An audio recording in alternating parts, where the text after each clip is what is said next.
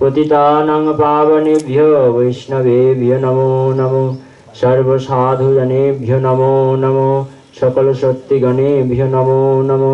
हरे कृष्ण कृष्ण कृष्ण हरे हरे, हरे राम राम राम हरे हरे। बोलिए श्री भागवत महापुराण की, आनंदमयी माँ की, स्वामी श्री मुक्तानंद गिरि महाराज जी की, बाबा भोलानाथ की, काशी विश्वनाथ भगवान की, नर्मदा मैया की, निताई चैतन्य महाप्रभु की, निताई चैतन्य प्रेमानंदे हरि हरि बोल। जय राधे, जय निताय चैतन्य। अकारण करुणा वर्णालय परात्पर अखिलेश्वर, प्रेमामृत रसघन विग्रह सर्व कारण कारण, अखिल रसामृत सिंधु, भुवन पावन भुवन मोहन पतितुद्धारण, भगवान श्री निताय चैतन्य महाप्रभु के पावन कृपा अपार अनुकंपा की बारीधारा की निरंतर वर्षण हम सभी पर हो रही है। परम वात्सल्यमयी, स्नेहमयी, करुणामयी, आद्या शक्ति स्वरूपिणी, विश्व प्रसविनी, जगत जननी पराम्बा जगदम्बा श्री श्री आनंदमयी माँ की अहेतु की करुणा, अपार स्नेह वात्सल्य धारा हम सभी के ऊपर बरस रही है, जिसके फलस्वरूप माँ की पावन तीर्थ में नर्मदा मैया की तट पर बैठकर संयम सप्ताह महाव्रत में उपस्थित होकर ये भागवत ये सत्र में गोपियों का गोपी गीत श्रवण करने का हमें ये शुभ अवसर प्राप्त हो रहा है। ये माँ की, ये भगवान की बहुत बड़ी कृपा है, क्योंकि कहते हैं संत समागम हरि कथा तुलसी दुर्लभ दोए। तुलसीदास गोस्वामी कहते हैं साधु संग पाना और हरि कथा श्रवण करना ये दो दुर्लभ है। दारा श्रुत और लक्ष्मी ये तो पापी के भी होए, बाकी जो कुछ है पापी लोग भी ये पा सकते हैं, लेकिन ये जो हरि कथा है, हरि कथा कौन पा सकते हैं? बोले जिसके ऊपर भगवान की कृपा हो गए। इसीलिए बिनु सत्संग विवेक ना होई, राम कृपा बिनु सुलभ न सोई। सत्संग के अतिरिक्त विवेक का जागृतिकरण नहीं होता और भगवत कृपा के बिना ये सत्संग मिलता नहीं। इसीलिए हम लोग महाभाग्यशाली है। तो आइए, कल हम लोग जो आलोचना कर रहे थे, चर्चा कर रहे थे, उस प्रसंग पर अग्रसर हो। कल जो श्लोक के ऊपर चर्चा हो रहा था कि ब्रज जनार्तिहन वीर जोषिता निज जनास्मय ध्वंसनास्मित भज सखे भवत् किंकरीष्मनो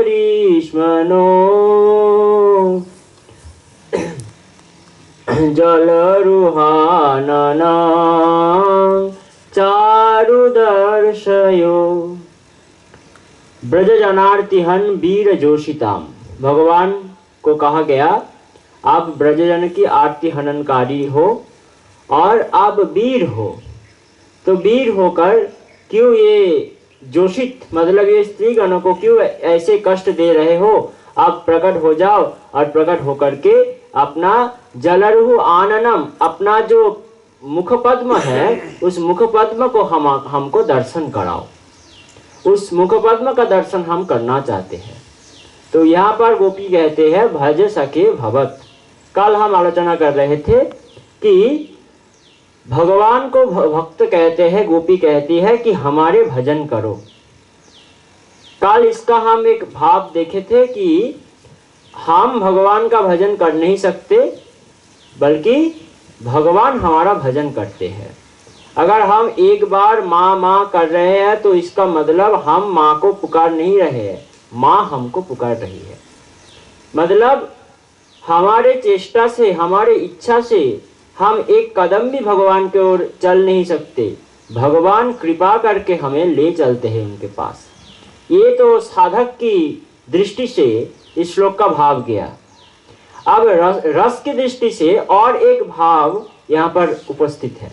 भज सखे भवत किंकरी स्मनो। हम आपके किंकरी है, इसीलिए आप हमारा भजन करिए। तो गोपी कहती है कि आप हमारा भजन करिए। क्यों भजन करना है? भजन किसका किया जाता? बोले आराध्य देव का भजन किया जाता है। किस लिए? बोले कुछ प्राप्त करने के लिए। भजन जब कोई किया जाता है कुछ प्राप्त करने के लिए। कृष्ण के पास क्या नहीं है जो प्राप्त करना है उनको? बोले भगवान के पास सब कुछ है, लेकिन उनका जो प्रेम वो गोपी ही आस्वादन कर सकते हैं, वो कृष्ण के पास नहीं है। प्रेम का जो आस्वाद स्वरूप भगवान है, लेकिन आस्वादक जो है वो गोपी है, वो भक्त है। भक्त ही भगवान को आस्वादन कर सकते हैं, दूसरे कोई नहीं। भक्त के द्वारा ही भगवान आस्वादित होते हैं। इसीलिए भगवान अपने भक्त के ऊपर भक्ति करने हमको कहे हैं कि भगवान कहते हैं, विष्णु पुराण में है कि जे में भक्त जना पार्थ न भक्तस्ते जना मद भक्तानंच जे में भक्तस्ते में भक्तत्वमता। जो मेरे ऊपर भक्ति करते हैं वो मेरा उत्तम भक्त नहीं है। बोले तो आपका उत्तम भक्त कौन है? मद भक्तानंच जे में भक्ता, मेरे भक्त के ऊपर जो भक्ति करते हैं वो मेरा उत्तम भक्त है। तो इसीलिए कृष्ण के पास क्या नहीं है? बोले प्रेम कैसा होता है, क्योंकि कृष्ण स्वयं प्रेम का आस्वाद रूप है, उसको ही सब कोई आस्वादन करते हैं। गोपी और राधा रानी सब कोई कृष्ण को ही तो आस्वादन करते हैं। इसीलिए कृष्ण है आस्वाद तत्व, विषय तत्व, और राधा रानी गोपी ये है आश्रय तत्व। दो तत्व है प्रेम में, एक है विषय और एक है आश्रय। जैसे मान लीजिए ये गोपी गीत जो आलोचना हो रही है, जो चर्चा हो रहा है, ये जो गोपी गीत है ये हो गया विषय, और इसका हम लोग आस्वादन कर रहे हैं। इसका मतलब हुआ हम सभी इसका आश्रय, अभी हम सभी इसका आश्रय। वैसे ही कृष्ण अगर विषय हो तो उस प्रेम को आस्वादन करने वाला आश्रय तत्व है राधा रानी, आश्रय है गोपी। इसीलिए प्रेम कृष्ण के पास है ही नहीं। किसके पास है? बोले गोपियों के पास प्रेम है, राधा रानी के पास प्रेम है। कृष्ण को अगर प्रेम चाहिए तो गोपियों के पास आना पड़ता है, प्रेम को मांगने के लिए, पाने के लिए। इसीलिए तो कृष्णचंद्र गौर हुए। चैतन्य महाप्रभु कृष्णचंद्र क्यों बने? इसलिए तो बने कि श्री राधाया प्रणय महिमा कीदृश वा नैवा साध्य जेनाद्भुत मधुरिमा कीदृश वा मोदियो सौख्यं चस्य मदन भवतु कीदृश वेति लोभात् तद्भावाड्ड समजनी शचिगर्भ सिंधु हरिंदु। ये तीन को पाने के लिए कृष्ण गौर हुए, चैतन्य हुए। क्यों हुए? बोले श्री राधाया प्रणय महिमा कीदृश वा नैवा, राधा रानी का प्रेम कैसे है और आस्वाद्य जेनाद्भुत मधुरिमा, उसका आस्वादन कैसा है, और सौख्यं चास्य मदन भवतु कीदृश वेति लोभात्, उस प्रेम को आस्वादन करते हुए कितना सुख में राधा रानी निमज्जित रहती है और कितना लोभ उस प्रेम में है। ये तीन चीज को पाने के लिए तद्भाव आड्ढ, उसकी भाव को धारण करके, राधा भाव को गुरु करके। कृष्ण का गुरु कौन है? कृष्ण का गुरु हम सभी जानते हैं सांदीपनि मुनि कृष्ण का गुरु है। लेकिन कृष्ण हमारे चैतन्य चरितामृतकार कहते हैं उनके भाषा से कि राधिकार प्रेम गुरु आमी शिष्य नट सदा आमा नाना नृत्य नाचाए उद्भट। मतलब राधा रानी का प्रेम मेरा गुरु और मैं उसका शिष्य, मुझे नाचाती रहती है राधा रानी का प्रेम। इसका प्रमाण भी है ग्रंथ में। कृष्णदास कविराज गोस्वामी का एक संस्कृत ग्रंथ है जिसका नाम है गोविंद लीलामृत। वहां पर एक लीला का वर्णन है। कहते हैं कि राधा रानी प्रत्यह राधा रानी का एक काम था, कृष्ण के लिए अपेक्षा करते थे। कृष्ण गोचारण में जाने के पूर्व कुछ ना कुछ संकेत देकर के जाते थे कि आज मैं फलाना वन में फलाना कुंड के पास रहेंगे, गोचारण करने जा रहे हैं, तो तुम चले आना, तुम्हारे साथ मेरा मिलन होगा, दर्शन होगा, संभाषण होगा। तो राधा रानी सब कुछ लेकर के, नैवेद्य, पुष्प आदि, माल्य आदि सब कुछ लेकर के तैयार रहती कि कब कृष्ण आए और थोड़ा कुछ इंगित देकर जाए। तो रोज कृष्ण आते हैं, इंगित देकर जाते हैं। एक दिन क्या हुआ, राधा रानी तो सुंदर करके पुष्प चयन किए और चयन करने के बाद वो जब माला तैयार किया, माला का एक एक फूल को अपने आंखों के जो मणि है, मणि में लगा करके देखते हैं कि ये पुष्प अगर मेरे आंखों को कष्ट ना दे तो ये कृष्ण के बक्स में जाने का लायक है, क्योंकि अगर मेरे आंख इस पुष्प से दुखित हो जाए तो ये कृष्ण के बक्स में हम दे नहीं सकते, क्योंकि वो तो कोमल है ना, बहुत कोमल, बहुत नाजुक है कृष्ण, कैसे उनके अंग में ये पुष्प जाएगा अगर मेरे आंख इससे कष्ट पाते हैं। तो ऐसे करके राधा रानी तो बहुत सावधान से, बहुत सतर्क होकर के सेवा की हर एक इंतजाम किए और करने के बाद अपेक्षारत है कब कृष्ण आएंगे और इंगित देकर जाएंगे। तो ऐसे करते करते बहुत समय बीत गए, कृष्ण आया नहीं। राधा रानी बाहर जा रही है, अंदर आ रही है। सखिया कहने लगी, अरे राधे ऐसे क्यों कर रही है, वो एक जगह बैठ जाना। राधा रानी का एक जगह बैठने का नाम ही नहीं। इसे प्रेम का 10 दशा के अंतर्गत इसे कहते हैं उद्वेग दशा। प्रेम का 10 दशा है। प्रेम जब शुरू होता है उसके 10 दशा बताया गया। अंतिम दशा है मृत्यु। पहला है लालसाद्वेगो जागर्जा तानवम जड़िमात्रिकम। पहला है लालस, उनको दर्शन करने का इच्छा, लालस। उसके बाद आता है उद्वेग। उद्वेग अगर ज्यादा बढ़ जाए तो हो जाता है जागर्जा, मतलब जागरण, नींद नहीं आएगा, नींद छूट जाएगा। और तानवम, जब नींद नहीं होता है तब क्या होता है, बोले एकदम दुबला हो जाते हैं, पतला हो जाते हैं। इसको कहते हैं तानवम, मतलब पाट के जो लकड़ी होता है उसके तरह हो जाता है, इसे कहते हैं तानवम। इसके बाद आता है जड़िमात्रिका, मतलब उसके वाक्य में जड़िमा, जड़ता आने लगता है। ऐसे करके अंतिम दशा मोह मृत्यु दशा दशम, अंतिम दशा है मृत्यु। तो राधा रानी अभी उद्वेग दशा को प्राप्त हुए हैं। उद्वेग दशा में राधा रानी बाहर एक बार जाते हैं, अंदर आते हैं। घरे बाहिरे दंडे शतबारे तिले तिले आइसे जाए, निशास सघन मन उचाटन कदम कानने चाहे। चंडीदास का पद है, वहां पर कहते हैं बाहर जाती है, अंदर आती है और बार बार ऊपर आंख करके देखती है कि कब कृष्ण आएगा, कब उसके साथ मेरा मिलन होगा। ऐसे सोचते हुए राधा रानी एकदम पागल जैसी हो गई। और बहुत देर बाद दूर से एक सखी आ रही है और सखी को देख करके राधा रानी का प्राण में जैसे एक नया एक उत्साह का संचार हुआ। और सखी को देख करके पहचान गया कि ये सखी और कोई नहीं है, ये हमारे वृंदा सखी है। वृंदा कौन है, तुलसी महारानी। और वो कहाँ पर रहती है, बोले कृष्ण के चरण में रहता है। तो कृष्ण के चरण में अगर रहती है तो कृष्ण का खबर भी उनको मालूम होना चाहिए। इसीलिए राधा रानी सखी को देख कर कहने लगी, कस्मात वृंदे प्रिय सखी, हे वृंदे प्रिय सखी कस्मात, तुम कहाँ से आ रही हो। तो वृंदा सखी सोचने लगी कि राधा रानी अभी बहुत उत्सुक है, इसको अगर एकदम डायरेक्ट कह दिया जाए तो अभी ये चला जाएगा, तो इसीलिए इसको थोड़ा घुमा के बताना पड़ेगा।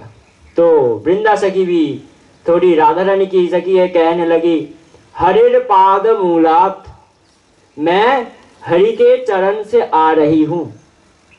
तो फिर से राधा रानी कहने लगी, कुतोषो, वो कहां पर है? तो वृंदा सखी फिर से कहती है कुंडारण्य, राधा कुंड के पास जो अरण्य भाग है वो वहां पर है। अब राधा रानी का उद्ग्रीव जो दशा, उद्वेग और भी बढ़ गया, तो कहने लगी कि कीमा कुरुतः, वो क्या कर रही है? तो वृंदा सखी सोचने लगी, अरे राधा रानी को पता नहीं कि वो तो गोचारण करने के लिए कुंडारण्य में जाते हैं, तो गोचारण ही करेगा और क्या करेगा। लेकिन राधा रानी अगर पूछ रही है, इसका मतलब है मैं जैसे उनके लिए तड़प रहा हूं, क्या वो भी मेरे लिए तड़प रहा है? ये है राधा रानी का भाव। मैं जैसे उनके लिए ऐसे विरह दशा को प्राप्त हुई हूँ, वो भी क्या मेरे लिए ऐसे विरह को प्राप्त हुए हैं? ये पूछना है राधा रानी का भाव। तो इसीलिए वृंदा सखी भी कहता है कीम कुरुत, जब राधा रानी कहा वो क्या कर रहे हैं कुंडारण्य में, तब राधा रानी को वृंदा सखी कहते हैं नृत्य शिक्षाम, वो अभी नाच सीख रहे हैं। राधा रानी सोचने लगे मैं यहाँ पर इतना बुरे मेरा स्थिति है और वो वहां पर जाकर के नाच सीख रहे हैं। गुरु को, उनके गुरु कौन है नाच का?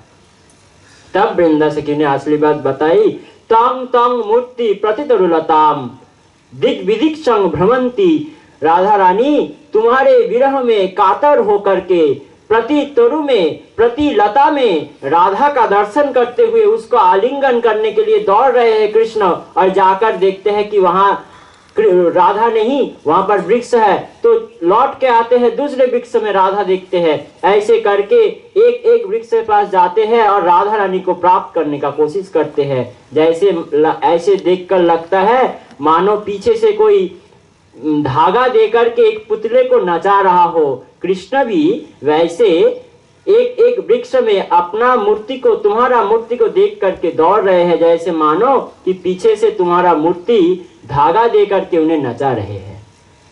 तो कौन गुरु हुआ? गुरु को पूछा था तो कहा तुम्हारी मूर्ति ही गुरु है। राधा का मूर्ति ही, राधा रानी का स्वरूप ही कृष्ण का प्रेम का गुरु है। इसीलिए उस प्रेम को प्राप्त करने के लिए कृष्ण ने राधा भाव को धारण किया। इसीलिए प्रेम कृष्ण का अपना संपत्ति नहीं है, ये भक्त का संपत्ति है, आश्रय तत्व का संपत्ति है, विषय तत्व का नहीं। विषय है कृष्ण, आश्रय है गोपी, आश्रय है भक्त, ये भक्त का संपत्ति है प्रेम। तो इसीलिए ये जो बात कहे हैं यहाँ पर, भज सखे भवत किंकर स्मरण, आप हमारे भजन करो। बोले क्यों करना है भजन? बोले अगर भजन ना करो तो प्रेम को भी प्राप्त नहीं हो सकते, इसीलिए आप हमारे भजन कर लो। ये है गोपियों का भाव। आइए हम इसके बाद जो श्लोक है सप्तम श्लोक, उसके ओर चले। वहां पर गोपी कहने लगी आपका जो मुख है वो तो इतना सुंदर है। कितना सुंदर? बोले जलरुहु आननम, पद्म के तरह। और आपका जो चरण है वो कैसा है? बोले प्रणत देहि नाम पाप कर्षणम तृणचरानुगम श्रीनिकेतनम फणिफणार्पितं ते पदाम्बुजं कृणुकुचेषु न कृन्धिस्मयम्। भगवान को कहते हैं तुम्हारे जो चरण है वो कैसा है? प्रणत देहि नाम पाप कर्षणम। प्रणत देहि नाम, जितने सारे जीवगण तुम्हारे पास आकर के तुमको एक बार प्रणाम करते हैं, एक बार गोविंदाय नमो कहकर, माधवाय नमो कहकर, कुछ भी कहकर, भगवान का अनंत नाम, अनंत रूप कुछ भी कहकर अगर तुमको पुकारे, तुमको बुलाए, तुमको प्रणाम करे, तो प्रणत देहि नाम क्या करते हो? पाप कर्षणम, उसके पाप को तुम एकदम नष्ट कर देते हो। ये है भगवान का स्वरूप। अनेक जन्मार्जित पाप चोरम, बहुत बहुत जन्मों का पाप को एक निमेष में वो नाश कर देते हैं। उस दिन महाराज जी जो बता रहे थे रामायण का एक श्लोक को, वाल्मीकि रामायण का, उसी श्लोक का जो मानस का उक्ति है रामचरितमानस में, वहां पर है कि विभीषण आए रामचंद्र के पास, तो कहते हैं क्या करना चाहिए इसके साथ। सभी ने अपना अपना भाव बताया। सुग्रीव बताता है कुछ, ये राखिए बांध मई अस भावा, जानी न जाए निशाचर माया, इसको बांध करके रखना ही अच्छा है, निशाचर की माया को पता नहीं क्या है। और जम्बुवान ने कुछ कहा कि नहीं नहीं इसको रखो और बदले में सीता को लौटाने के लिए कहो, और भाई को लौटा देते हैं। तो हनुमान से पूछा भगवान, हनुमान बोले कि इतने बड़े बड़े दिग्गज कुछ कह रहे हैं और आप इसको सुन नहीं रहे हो, मतलब आपका कुछ अलग कानून है, आप बता दो। तो रामचंद्र तब बताते हैं कि कोटि विप्रवध लागई जाहू, आए शरण त्यजो नहीं ताहू, सन्मुख होए जीव मोहे जब ही, जन्म कोटि अघ नासई तब ही। कोटि कोटि जन्म के अघ अगर रह जाए किसी के अंदर, और वो सन्मुख होए जीव मोहे जब ही, वो अगर भगवान के सन्मुख हो जाए। कैसे भक्त? बोले कोटि विप्र वध लागई जाहू, अगर करोड़ों ब्राह्मण वध करके वो आए और आने के बाद मेरा शरणापन्न हो जाए, तो उसके क्या करता हूँ? बोले जन्म कोटि अघ नासही तब ही उसका नाश श्रवण कर देता हूँ। तो इसीलिए गोपी कहती है प्रणत देहि नाम पाप कर्षणम। भगवान कौन कौन पाप का हरण करते हैं? बोले जितने सारे पाप है, प्रारब्ध, जितने सारे कर्मफल है हमारे, सब कुछ का नाश भगवान करते हैं। तो कहते हैं प्रारब्ध संचित क्रियमान, 3 कर्म है, ये 3 का ही नाश भगवान कर देते हैं। तो एक कहने लगे कि भगवान अगर प्रारब्ध का भी नाश कर दे, प्रारब्ध तो भोगना पड़ता है, ये अगर नाश हो जाए तो देह कैसे रहेगा? जीवन मुक्त के लिए भी, जो जीवन मुक्त होने के बाद इस धरती पर रहते हैं, उनके लिए भी प्रारब्ध है, ब्रह्मज्ञ के लिए भी प्रारब्ध है। तो भगवान अगर प्रारब्ध का ही नाश कर दे तो देह ही नहीं रहेगा ना, देह तो प्रारब्ध से ही प्राप्त हुए हैं हमको। तो यहाँ पर हमारे टीकाकार विश्वनाथ चक्रवर्ती पाद एक उदाहरण देते हैं। जैसे अर्जुन का रथ, अर्जुन का जो रथ था वो कैसे था? बोले उसके ऊपर हनुमान जी थे, भगवान स्वयं था, और उसके ऊपर जो जो बाण चला, कर्ण का, पितामह भीष्म का, वो तो कब का पूरा एकदम टूट चुके हैं, है ना। लेकिन भगवान ने अपना शक्ति से, हनुमान ने अपना शक्ति से उसको बचा करके रखा। बोले अगर वो पहले ही टूट जाता तो क्या होता? अर्जुन को फिर से रथ लाना पड़ता, समय बीत जाता ना, तो युद्ध करने में देर हो जाता, इस समय और भी उसका सेना मारा जाता। तो इससे अच्छा हुआ भगवान क्या किए, एकदम युद्ध के पूरा टाइम उस रथ को बचा करके रखा, और जब युद्ध समाप्त हो गया तब रथ से उतरे, और उतरने के बाद रथ एकदम भस्मकृत हो गए, भस्मीभूत हो गए। तो अगर अर्जुन को बार बार रथ लाने पड़ता तो क्या होता? युद्ध करने में देर हो जाता और हारना भी पड़ता। इसीलिए भगवान ने ऐसा किया। बोले वैसे ही अगर हमको हमारे ये देह रूपी रथ नष्ट हो जाए एक बार, तो हमको बार बार आना पड़ेगा प्रेम को प्राप्त करने के लिए। बोले प्रारब्ध तो कब का जा चुका है, भगवान ने उसका शक्ति से इस देह को रख दिया है। इसीलिए हमारे रामदास बाबा जी महाराज पाटवाड़ी आश्रम के महासाधक हुए, तो नामाचार्य हुए। उन्होंने कहते हैं गुरु रूपे हाथ धोरे छे चावा पावा मिटे गए छे। मतलब जिस दिन गुरु रूप में वो हाथ पकड़ा है, उस दिन हमारा सब कुछ नष्ट हो गया है और कुछ बाकी नहीं है। बोले तो ये भजन, ये साधन, ये सब क्यों करना है? बोले हमारे लिए नहीं, गुरु के लिए, भगवान के लिए, उनको सुख पहुंचाने के लिए। तब सुखे सुखितम, यही तो प्रेम है, उनके सुख में सुखी हो जाए, यही तो प्रेम है। जब कोई मथुरा से आकर के राधा रानी को कहती कि राधे तुम्हारा श्याम सुंदर और एक शादी कर लिए। तो राधा रानी कहने लगती कि श्याम सुंदर का शादी हो गया? बोले हाँ हो गया। कितना हुआ? बोले अभी तो ये 16,000 हो गया और 108 बाकी है, ऐसे ऐसे कुछ संख्या कहते। तो राधा रानी कहते कि शादी करके क्या वो खुश है? विवाह करने के बाद क्या हमारे श्याम सुंदर सुखी हुआ? तो कोई अगर कह देते कि हाँ हाँ वो तो बहुत मुस्कुरा रहे थे, वो बहुत आनंद में है, बहुत खुश है, तो राधा रानी भंडारा लगा देता। यहाँ पर वृंदावन में सभी को बुलाते थे और बुला करके बोलते थे मेरे श्याम सुंदर ने विवाह करिए और विवाह करने से वो बहुत खुश हुए, तो आइए आइए आप सभी का निमंत्रण है आज। तो राधा रानी भंडारा करते थे। क्यों? बोले श्याम सुंदर सुखी हुए। यही तो प्रेम का स्वरूप है। हमारे चैतन्य महाप्रभु कहते हैं शिक्षाष्टक में कि आश्लिष्य बा पादरताम पिनष्टु माम अदर्शनात् मर्म हताम करोतु वा जथा तथा बा विदधातु लंपटो मत प्राणनाथस्त स एव ना परः।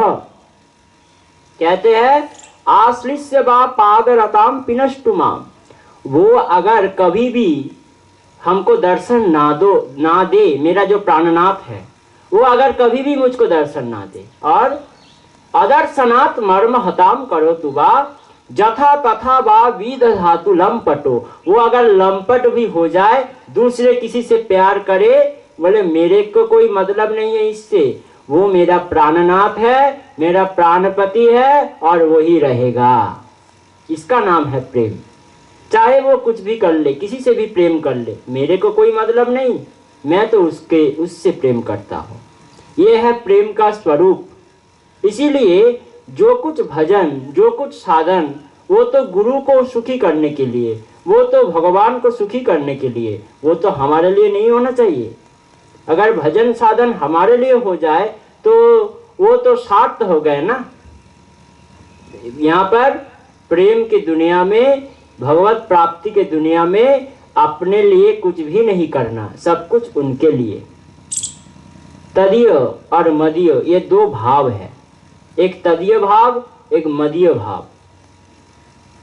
तो हमको उसका होना है, तदीय होना है, मेरा वो नहीं, हम उसका।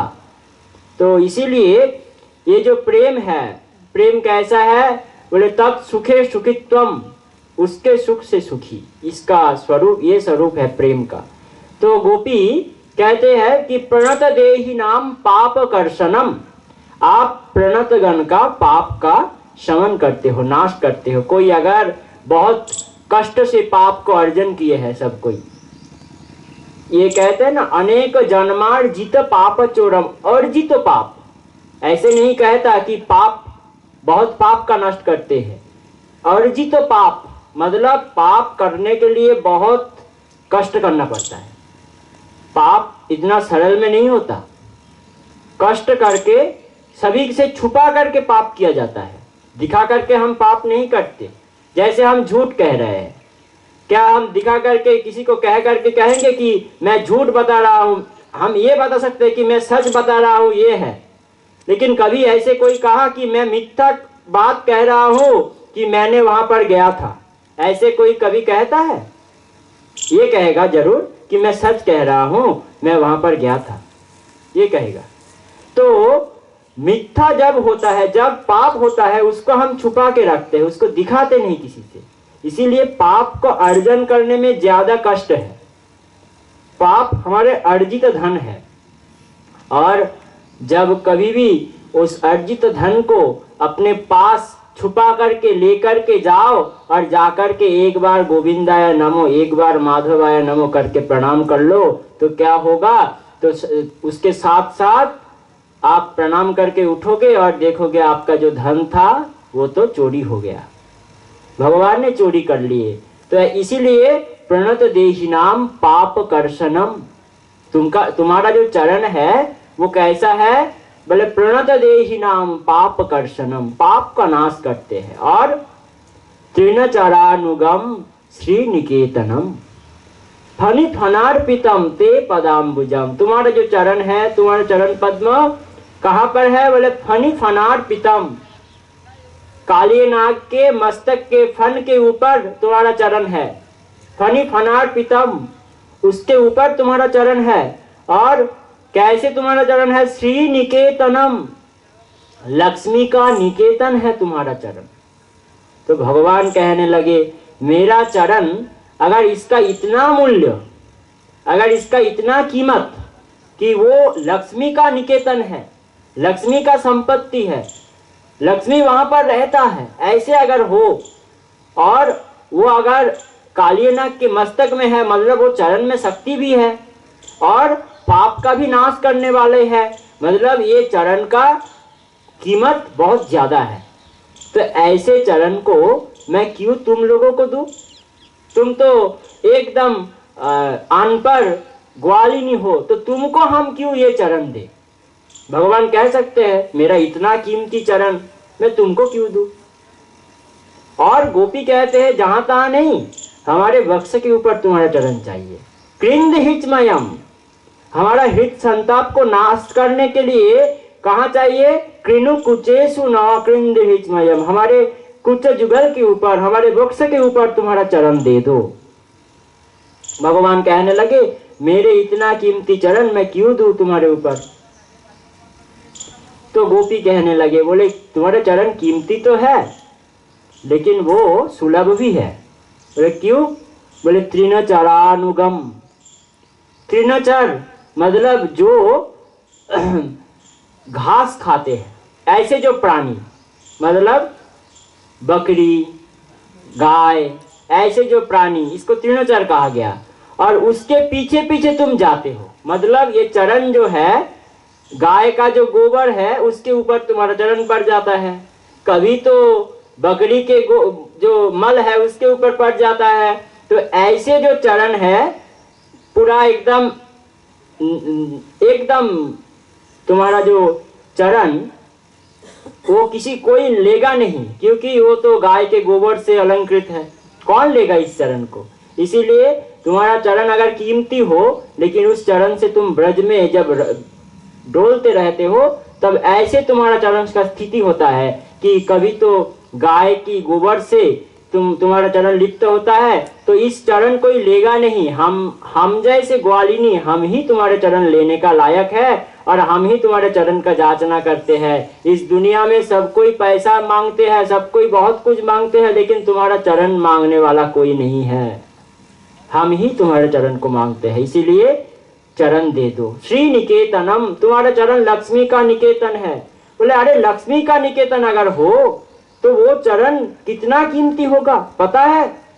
बोला अरे लक्ष्मी वो तो एकदम अबला है, वो तो उसका बुद्धि थोड़ा कम है बहुत बड़ी देवी है लेकिन बुद्धि थोड़ा कम है। बोले क्यों?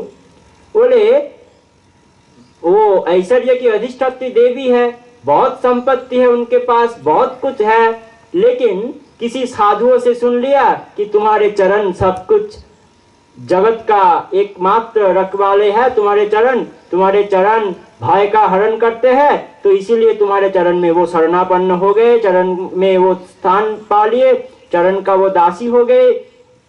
तो वो तो एकदम कम अल्प बुद्धि के हैं।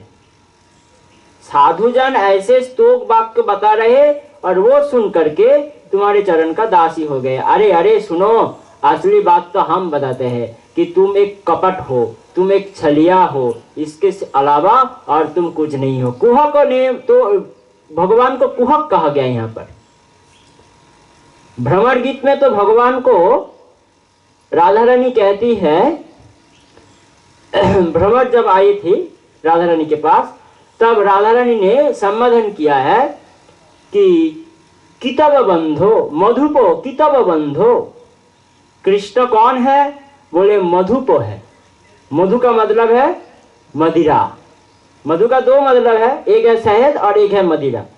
तो टीकाकार इसका भाव करते हैं कि जो मदिरा पाई है, कौन सा मदिरा? बोले गोपी सुधामृत रूपी मदिरा को पान करने वाले कृष्णचंद्र। वो कैसे है? कितब बंधो मतलब वंचनाकारी है। भगवान को ऐसे कहकर बुला रहे हैं गोपी। और भगवान, ये सुनने में भगवान को बहुत आनंद आता है। हमारे चैतन्य चरितामृत में कहते हैं, प्रिया यदि मान करी करय भत्सन, वेद स्तुति होइते से हरे मोर मन। मतलब एक तरफ वेद का गान हो रहा है और एक तरफ कोई भगवान का प्रिय भक्त, कोई भगवान का प्रिय गोपी भगवान को गाली दे रहे हैं। तो भगवान किस में ज्यादा आकृष्ट होता है पता है? बोले वेद को वो सुनेगा ही नहीं। वेद स्तुति होइते से ही हरे मोर मन, मेरा मन वेद में नहीं जाएगा, मेरा मन गोपियों के गाली में जाएगा। वही भगवान को ज्यादा अच्छा लगता है, वही भगवान का प्यारा है। इसीलिए भगवान तो गोपियों के चरण में पड़े रहते हैं, जांचना करते हैं कि एक बार मिला दो, एक बार मिला दो राधा रानी से। एक लीला याद आ गई, बताओ।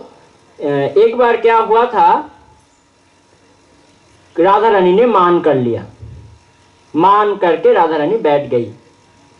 कृष्ण चंद्रावली के कुंज से आने में देर कर दिया और राधा रानी एकदम मानिनी हो गई और सखियों से कहने लगी, आज तो मैं कुछ भी काला वर्ण का, काला भी उच्चारण नहीं किया, असित वर्ण का कुछ भी नहीं देखेंगे। काला ये शब्द का भी उच्चारण नहीं किया राधा रानी ने। ये भ्रमर गीत में भी राधा रानी काला शब्द का उच्चारण नहीं किया, असित कहा। असित मतलब जो सफेद नहीं है, मतलब काला, ये कह करके बुलाए राधा रानी। तो काला कुछ नहीं देखेंगे, काला कुछ नहीं सुनेंगे, कुछ काला वस्तु का संस्पर्श में नहीं करना चाहता। तो इस समय कोई सखी आकर के कहने लगी, अरे राधे देख देख, आकाश में, आसमान में मेघ को देख, काला हो गया ना। बोले अरे कपड़ा से ढक दो, उसको देखना नहीं है। और कहने लगे, राधे देख देख, वो जो वृक्ष है वो भी तो काला है ना। बोले उसको पूरा सफेद कर दो रंग करके। ऐसे कर दिया। अब राधा रानी को कहने लगी, राधे सब कुछ तो सफेद कर लिए, लेकिन तेरा जो बाल है, तेरा जो आंख है, वही तो काला रह गया, अब क्या करना। तो राधा रानी कहती है कि 2 कांटा लाओ, आंख को फोड़ लेता हूँ और मेरा जो नाई को बुलाओ, मेरा जो बाल है इसको मुड़वा लेता हूँ। तो राधा रानी ने ऐसा प्रेम के भाव में ऐसे कर रहे हैं, कुछ भी काला नहीं देखेगा, ऐसे राधा रानी का भाव है। अब कृष्ण आकर के गोपियों के चरण में पड़ गए, गोपी गोपी थोड़ा मिलवा दो राधा रानी से, थोड़ा थोड़ा। और गोपी तो एकदम, उसका भाव ही कुछ अलग है, जाओ जाओ दर्शन नहीं होगा, जाओ, एकदम बहुत बढ़िया भाव से कह रहे हैं। देखिए भगवान अनंत कोटि ब्रह्मांड नायक, अखिल ब्रह्मांडेश्वर, जिसका रोमकूप में अनंत कोटि ब्रह्मांड, और ग्वालिनीगण उनको कह रहे हैं जाओ जाओ दर्शन नहीं होगा। यह है प्रेम। भगवान प्रेम में ऐसे वशीभूत होते हैं कि अखंड अनंत कोटि ब्रह्मांड नायक होने के बाद भी वो गोपियों के चरण पकड़कर रो रहे हैं कि एक बार दर्शन करा दो। मैं तुमको बात देता हूं कि इसके बाद और कभी भी नहीं, ऐसे नहीं करना मुझको। तो गोपी कहने लगी, राधा रानी तो कहते हैं कुछ भी नहीं देखेगा काला, क्या करे। बोले जो अंदर में काला सखिया थी ना, जो जिसका वर्ण थोड़ा काला था, उसको बाहर निकल दिया। बोले आज से तू मेरे साथ नहीं रहना, चले जाओ यहाँ से, क्योंकि तेरा वर्ण काला है। तो वो विधाता को दोष दे रहे हैं कि क्या, क्यों हमको काला करके जन्म दिया, काला करके भेजा, इसीलिए हमको ये कष्ट भोगना पड़ रहा है अभी। तो राधा रानी कहती है कि मेरा आज 3 शपथ है, संकल्प है। क्या क्या? पहला, मैं उस कृष्ण का बदन को देखूंगा ही नहीं। और दूसरा, अगर देख भी ले उसके साथ कुछ बात करना नहीं है। तीसरा, अगर बात भी हो जाए तो उनको स्पर्श नहीं करना। ये 3 प्रतिज्ञा राधा रानी कर लिया। और सखी कहने लगी, अरे राधे तेरा तो प्रतिज्ञा ऐसे ही, वो आएगा थोड़ा मुस्कुराएगा और टूट जाएगा, क्या है तेरा प्रतिज्ञा में, बोले नहीं नहीं, इस बार मेरा मान, इतना मान मैं छोड़ूंगा नहीं उसको। ऐसे कहकर राधा रानी बैठ गई और सखी कहने लगी इस बार मान को थोड़ा पकड़ के रखना, ऐसे आकर के कोई ऐरा गहरा आकर के तेरे चरण में पड़ जाएगा और तूने उससे एकदम प्रेम में विभावित होकर के उसको प्राणनाथ कहकर आलिंगनबद्ध कर लेगा। ऐसे नहीं करना, अभी मान को थोड़ा बढ़ा। तो राधा रानी अभी मानिनी होकर के बैठी है। अब कृष्ण सखियों के चरण में आकर के बुला रहे हैं सखियों को, सखी थोड़ा थोड़ा एक बार के लिए दर्शन करा दे, एक बार के लिए जाने दे। बोले अरे जाना तो दूर की बात, उसके पास जाने के लिए जो जाना पड़ेगा, जो रास्ता है ना, उसको भी वो कांटा बिछा के रखे हैं कि काला कोई आ ना पाए यहाँ से। तो कृष्ण कह रहे हैं हजारों कांटा अगर पथ में मिल जाए तो उसको भी मैं पैर से रौंदने के लिए तैयार हूं, एक बार दर्शन करा दे। तो सखियों ने क्या किया, बोले नहीं नहीं, तुमको कांटा के ऊपर से जाना नहीं पड़ेगा, हम तुमको दूसरे मार्ग से ले जाते हैं। तो लेकर के आए और आने के बाद कहने लगे श्याम सुंदर, पहला वाला जो शपथ है उसको भंग करने के लिए हम पर्याप्त है, हम उसको भंग कर देंगे। सखी आकर के कहने लगी राधा रानी से, राधे वो श्याम सुंदर आए हैं। राधा रानी कहते हैं मुझको उसको दर्शन करना ही नहीं है। बोले हाँ राधे तूने ठीक कही है, एकदम दर्शन मत करना, वो बहुत बहुत बुरे इंसान है, तेरे को छोड़ करके दूसरे किसी के पास गया। तो कृष्ण ये सब सुन करके सोच रहे हैं कि ये मेरा साथ राधा रानी के साथ मेरा मिलन कराने आए हैं या शत्रुता बढ़ाने के लिए आए हैं सखियों। तो सखियों ने कहने लगी एकदम मत देख। अब श्याम सुंदर को देख करके सखिया कहने लगी देख देख सखी कितना सुंदर इनका रूप है, जो एक बार देख ले वो और आंखें घुमा ही नहीं सकता, दूसरे कुछ देखने का लायक ही वो नहीं रहता, एक बार जो देख ले। और मैं तो कहता हूँ जो नारी जन्म प्राप्त करने के बाद उस कृष्ण को ना देखे उसका जन्म ही विफल है, वो भी अगर इस ब्रज धाम में उसका जन्म हुआ। ऐसे कहकर जब सखी कह रही है तो राधा रानी सोच रही है कितना सुंदर रूप होगा मेरा प्राणनाथ का, जिसको देख करके सखीगण इतना व्याकुलित हो गए हैं, एक बार देख लेता हूं। राधा रानी सोच रही है लेकिन कैसे देखूं, क्योंकि वो तो पीछे घूम कर बैठे हुए हैं ना, और संकल्प है कि नहीं देखना है मुझको। तो सोचते हैं, बार बार सखीगण कृष्ण का रूप का स्तुति करते हैं। और तब राधा रानी सोचने लगी कि एक बार घूंघट के एक बार कोने से देख लेता हूँ, किसी को पता नहीं चलेगा। और एक बार मुंह को घुमा करके जब देखा, और एक बार देखने से क्या शांति मिलता है, जो एक बार देखते हैं वो बार बार देखना चाहते हैं। तो क्या हुआ, आंखें तो और वहां से हटा ही नहीं, उस कृष्ण बदन में ही आंख चला गया और राधा रानी वहां पर खो गई। जहां जहां नित्य पड़े तहा तहा कृष्ण स्फुरे। जहां पर नित्य जा रहे हैं राधा रानी का, उस कृष्ण रूप का दर्शन कर रहे हैं राधा रानी। बहुत आनंद आ रहा है अंदर से। सखियों ने कहने लगी अरे सखी तेरा तो पहला वाला मान टूट ही गया ना। राधा रानी कहती है सब कुछ तुम लोगों के लिए हुई है, अब ये जो दूसरे मान है इसको रखने के लिए मुझको सहायता करो, ये टूट ना पाए, ये कह रहे हैं सब सखियों से राधा रानी। तो फिर दूसरा क्या मान था कि अगर देख भी ले बातें नहीं करना। अब कृष्ण को सखियों ने इंगित में कह रहे हैं कि कृष्ण दूसरा तो तुमको भंग करना पड़ेगा। कृष्ण ने आकर चरण में पड़ गया और पड़ने के चरण में लौट करके कृष्ण कहने लगे स्मर गरल खंडनम मम शिरसिम, ऐसे कहकर बहुत सारी स्तुति की कृष्ण ने। और कृष्ण ने जब ऐसे कर रहे हैं तब सखियों ने कहने लगे अरे अरे इस कृष्ण को भगाओ यहाँ से। और राधा रानी कहती है ए कृष्ण जाओ यहाँ से चले जाओ। बोले राधे तो बात तो हो गया, मतलब दूसरा संकल्प टूट गया, अब तीसरा क्या है, बोले अगर बात भी हो जाए लेकिन उनको स्पर्श करेंगे नहीं। तो सखियों ने कहने लगी ये कृष्ण यहाँ पर उपस्थित है, इसीलिए ये सब हो रहा है। अगर यहाँ पर ना रहता तो राधे तेरा मान टूट नहीं जाता, तो इसको भगाना पड़ेगा। अब कौन भगाए? कृष्ण तो भागने के लिए राजी ही नहीं है। बोले मेरा वृंदावन, मेरा पिताजी नंद बाबा, उसका वृंदावन, मैं क्यों जाऊं यहाँ से। तो राधा रानी एकदम गुस्से में आकर के उठी और उठ करके कृष्ण के बाहों को पकड़ करके उसको बाहर निकल रहे हैं। सखियों ने पीछे से कहने लगी, अरे तेरा तीसरा मान था कृष्ण को स्पर्श नहीं करना, और स्पर्श तो हो गया, अब क्यों मान को रखना है, आ एक साथ बैठ जा और हम तेरा आरती उतारते हैं। ऐसे करके राधा कृष्ण को जुगल आसन में बैठा दिया और सखियों ने मिल करके चारों तरफ बहुत सुंदर आनंद कर लिए। बोले राधा कृष्ण भगवान की जय। तो ये है सखियों का भूमिका। अपने लिए कुछ नहीं, सब कुछ इष्ट के लिए, सब कुछ प्राणनाथ के लिए, उनको सुखी करने के लिए सब कुछ।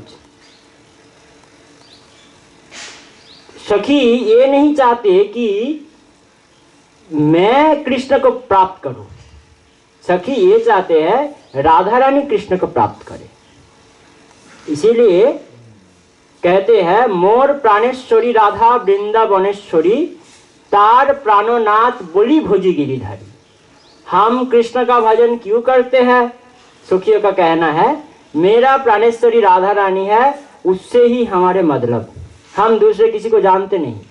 बोले तो क्यों भजन करते हैं कृष्ण का, क्यों कृष्ण कृष्ण करते हैं, हरे कृष्ण क्यों ऐसे नाम करते हैं सब कोई? बोले राधा रानी खुश होता है अगर हम कृष्ण का नाम करें तो। राधा रानी का प्राणेश्वर है कृष्ण, अगर हम कृष्ण कहे तो राधा रानी इससे खुश हो जाते हैं, इसलिए हम कृष्ण नाम करते हैं। ये है सखियों का भाव। तो सखी बिल्कुल भी उसको कृष्ण के साथ अपना मिलन का इच्छा उसको नहीं रहता, लेकिन आनंद कैसा है, যত सुख पाए वृषभानुर नंदिनी, शत गुण सुख आस्वादे संगिनी। मतलब कृष्ण से मिलकर के जितना सुख विश्वभानु नंदिनी राधा रानी को होते हैं, उससे शतगुण ज्यादा सुख होता है किसको? बोले गोपियों को। क्यों? बोले गोपी है मंजरी।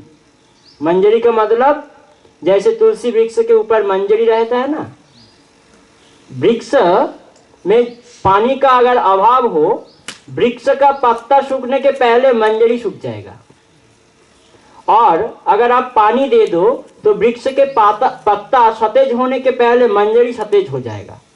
मतलब वृक्ष में क्या होगा ये पहले से मंजरी को देख करके पता चल जाता है। इसीलिए सखी है ऐसे कि राधा कृष्ण का अभी स्थिति क्या है, अगर सखी को देख लो तो पता चल जाएगा राधा कृष्ण अभी कैसे आनंद पा रहे हैं, कर रहे हैं। तो ये है सखी। इसीलिए हमारे निताई चैतन्य परमहंस देव कहते हैं पारे वो से देखा।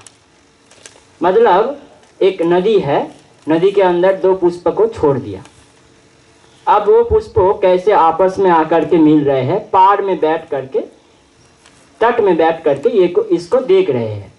तो ये देख करके जो आनंद, वो मिलन से भी ज्यादा। बोले क्यों? राधा कृष्ण को प्राप्त करके कितना आनंद पा रहा है ये कृष्ण को पता नहीं, कृष्ण राधा रानी को प्राप्त करके कितना आनंद पा रहा है ये राधा रानी को पता नहीं। तो दोनों का भाव दोनों को पता नहीं, किसको पता है? बोले जो देख रहे हैं उनको पता है। यही है सखियों का भाव। ये भाव लेकर के सखियों बैठ रहते हैं राधा रानी का कुंज के बाहर में, और राधा कृष्ण का, राधा श्याम का मिलन कराते हैं। इसीलिए भगवान कृष्णचंद्र इतने बड़े होकर के वो गोपी चरण में पड़ जाते हैं, लोट पोट खाते हैं और गोपियों से कहते हैं कि उनसे मिला दो, राधा रानी से मिला दो। इसीलिए गोपी भगवान के भी भगवान हो गया। गोपी कौन है? बोले भगवान के जो तीन शक्ति है, बहिरंगा, तटस्था, अंतरंगा। ये अंतरंगा जो शक्ति है, स्वरूप शक्ति, सच्चिदानंद घन विग्रह, इसके अंदर जो आनंदिनी लादिनी शक्ति, वो लादिनी शक्ति का जो घनीभूत स्वरूप है, वो उसका नाम है प्रेम। प्रेम जब वृद्धि होता है तो उसका नाम होता है स्नेह। स्नेह जब और भी घनीभूत होता है उसका नाम होता है मान। मान जब और भी घनीभूत होता है उसका नाम होता है प्रणय। ऐसे करके एक एक स्टेप अगर आगे बढ़ा जाए, स्नेह, मान, प्रणय, राग, अनुराग, भाव, महाभाव, ये महाभाव से गढ़ी हुई है सखीगण, गोपीगण। श्रीमती क्षमा सबे देहभेद मात्र, एक प्राण एक आत्मा सबे राधा तंत्र। श्रीमती के समान, सभी राधा रानी के समान, सभी में राधा रानी ही है और कोई नहीं है। विविध रूप धारण करके राधा रानी ही गोपी हो करके ये खेल खेल रहे हैं। बोले क्यों? बोले राधा रानी का अंदर कभी इच्छा उठा कि श्याम सुंदर को कैसे थोड़ा पानी दे करके उनका सेवा करे, तो उनका जो हृदय का इच्छा वासना वो ही ललिता सखी का रूप धारण करके उसको श्याम सुंदर को पानी खिला रहे हैं। तो राधा रानी का हृदय का जो भाव है, कृष्ण सेवा मनोवृत्ति सखी चार पास, मतलब श्याम सुंदर की कैसे सेवा हो, ये मन में राधा रानी का जो भाव है, ये भाव ही सखी रूप धारण करे किए है।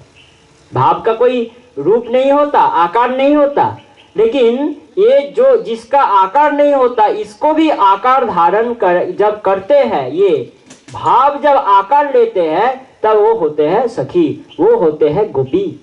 इसीलिए गोपीगण कहते हैं प्रणत देहिनां पाप कर्षणम तृणचरानुगम श्री निकेतनम। तुम्हारे जो चरण है वो श्री निकेतनम, लक्ष्मी का निकेतन है। लक्ष्मी तो अल्प बुद्धि संपन्न है, इसीलिए उसको पता नहीं कि तुम्हारे जो स्तोक वाक्य सभी ने कहते हैं कि तुम इतने बड़े ये सब सुन करके हो गए, लेकिन तुम असली में क्या हो? बोले तुम प्रवंचक हो, तुम ठग हो, तुम छलिया हो। गोपीगण ऐसे भगवान को कहते हैं। तो तृणचरानुगं श्री निकेतनम फणि फणार्पितम ते पदाम्बुजम कृणु कुचे सुनो कृंदहिस्मयम। जो चरण तुमने कालियनाग के फन के ऊपर दिया था, तुम्हारा चरण कितना कोमल है, वो अगर कालियनाग के फन के ऊपर उसको रखने का सही स्थान हो तो हमारे हृदय और भी उससे भी सही स्थान होगा। इसीलिए तुम्हारे चरण, ये क्यों इतना जगह तुम भटक रहे हो? शिला तृणांकुरई, शिला तृणांकुर, ये सब में तुम्हारा पैर लगेगा और तुम्हारा पैर में कष्ट होगा। ये कष्ट को बंद करो और आकर के हमारे ये बक्स में तुम्हारे चरण को धर दो। कृणु कुचे सुना, हमारे कुछ जुगल के ऊपर तुम्हारे चरण को रखो। बोले क्यों? कृंद हिचमयम, हमारे हित संताप का नाश करो। तो गोपियों का ये सभी श्लोक में जो कहना है, तुम दर्शन दे दो हमको रक्षा करने के लिए, यही तो बात है गोपियों का। तो यहाँ पर तो ससुख वासना आ गई ना, हमारे रक्षा करने के लिए तुम दर्शन दे दो, तुम्हारे चरण दे दो हमारे हित संताप का नाश करने के लिए। तो ये तो ससुख वासना हो गई, कहाँ प्रेम? तो कहते हैं देखिए, जैसे आपका घर में कोई मेहमान आए, बहुत जिगरी दोस्त, उसके लिए आप बहुत कुछ कर रहे हैं, इधर उधर भाग दौड़ कर रहे हैं, बहुत कुछ इंतजाम कर रहे हैं खाने पीने का, और वो कह दे कि अरे अरे मेरे लिए क्यों इतना करते हो? तो आप कहेंगे अरे आपके लिए क्या ज्यादा कर रहे हैं, हम तो हर रोज यही पाते हैं, इसीलिए हमको भी पाना है, आप भी पा लीजिए। ये क्या सच बात है? हर रोज तो इतना करना नहीं है, क्योंकि वो मेहमान आया इसीलिए उसको थोड़ा ज्यादा खिलाना है, इस भावना से आज कर रहे हैं। लेकिन हम झूठ बोलते हैं उनके सामने। हम अगर कह दे हाँ तुम्हारे लिए ही ज्यादा बहुत कुछ करना पड़ रहा है, क्या वो ठीक ठाक होगा? तुम क्यों आए हो, तुम्हारे लिए ज्यादा हमको भाग दौड़ करना पड़ता है, वो ठीक नहीं होगा। उसके मुख के सामने कहना है कि नहीं नहीं, ये तो हम हमारे लिए भी करते, हम भी पाते, और आज आप आए हो आप भी पालो, ये कहना है। तो गोपी अगर कह दे श्याम सुंदर से कि हम आपके लिए चाहते हैं, आप सुखी हो हमको दर्शन करके, गोपी को दर्शन करके श्याम सुंदर सुखी होगा, ऐसे नहीं कि गोपी सुखी होगा श्याम को दर्शन करके। तो ऐसे अगर कह दे कि आप आओ हमको दर्शन करो और सुखी हो जाओ, तो ये अच्छा नहीं लगेगा। मेहमान आया है ना, मेहमान को थोड़ा घुमा के बात करना है। इसीलिए कहते हैं आप दर्शन दे दो, हमको सुखी कर दो। असली बात है कृष्ण सुखी होगा गोपी को दर्शन करके। तो समय तो समाप्त हो गया है। आज इस श्लोक के ऊपर थोड़ा चर्चा हुआ, कल हम आगे बढ़ेंगे। इसी बात को यहाँ पर रखते हुए सभी साधुजनों के चरण में, सभी श्रोताजनों के चरण में नमन करते हुए, सभी के हृदय में उपस्थित माँ के चरण कमल में नमन करते हुए माँ के चरण तल में वाणी को विश्राम देता हूँ। श्रीमद् भागवत भगवान की, राधा रानी की, कृष्ण कन्हैया लाल की, गोपी जन वल्लभ भगवान की, निताई चैतन्य महाप्रभु की, आनंदमयी माँ की, स्वामी श्री मुक्तानंद गिरिजी महाराज की, बाबा भोलानाथ की, काशी विश्वनाथ भगवान की, आनंदेश्वर महादेव की, नर्मदे मैया की, निताई चैतन्य प्रेमानंदे हरि हरि बोल। ओम पूर्णमदः पूर्णमिदं पूर्णात् पूर्णमुदच्यते पूर्णस्य पूर्णमादाय पूर्णमेवावशिष्यते। ओम शांति शांति शांति। हरि ओम तत्सत्। नमः पार्वती पतये। हर हर महादेव।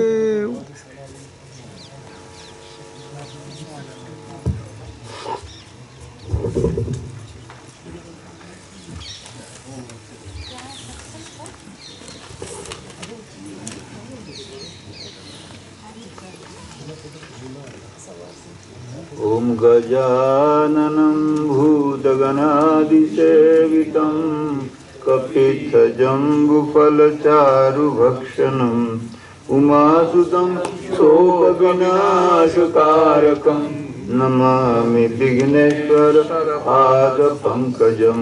श्रीपुष्पदन्त उवाच महिम्नः पारं ते परमविदुषो याजसदृशी स्तुतिर्ब्रह्मादीनाम् अपि तदवसन्नास्त्वयि गिरः अथावाच सर्व स्वमतिपरिणामावधिगृह्णन् ममाप्येषस्तोत्रे हरनिरपवादः परिकरः अतीतपन्थानं